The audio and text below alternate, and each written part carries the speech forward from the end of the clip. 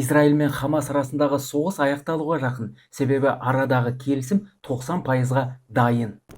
Бұл эскалация жөнінде бүкіл ақпаратты әшкере деп аталатын Telegram арнамыздан таба аласыз. Бүкіл видео, фотосуреттері сонда. Сілтеме профилде жазылып қойыңыз. Бұл жаңалықты ақш үкіметіне сілтеме жасаған Bild хабарлады. Ақ үйдің мәліметінше, Израиль мен Хамас ұйымы арасындағы атысты тоқтату туралы келісім негізінен мақұлданған. Келісімде барлығы 18 тармақ бар, олардың 14-і аяқталды деп мәлімдеді ақш үкіметінің жоғары лауазымды өкілі. Алайда оның айтуынша, израильдік тұтқындарды палестиналық тұтқындарға айырбастау шарттары әлі шешілмеген. Сондай-ақ Израильдің әскерилерін Газа секторынан шығару мәселелері әлі де талқыланып жатыр. Израиль түрмелерінде жазасын өтеп жатқан бірнеше жүз палестиналық тұтқын бар. Оларды 7 қазандағы басып кіру кезінде кепілге алынған израильдіктерге айырбасталады деп болжанған. Әрбір кепілге алынған адамға белгілі бір сандаған палестиналық тұтқындар босатылады дейді ақш үкіметі. Ал осы уақытта Біріккен ұлттар ұйымының қауіпсіздік кеңесі Газа секторында атысты тоқтатуға тағы бір мәрте шақырды. Біз қалған тұтқындарды құтқарудың және палестиналық бейбіт халықтың азабын жеңілдетудің ең жақсы жолы атысты тоқтатуға келісу екеніне сенеміз, деді ақш-тың Біріккен ұлттар ұйымындағы өкілі Линда Томас Гринфилд.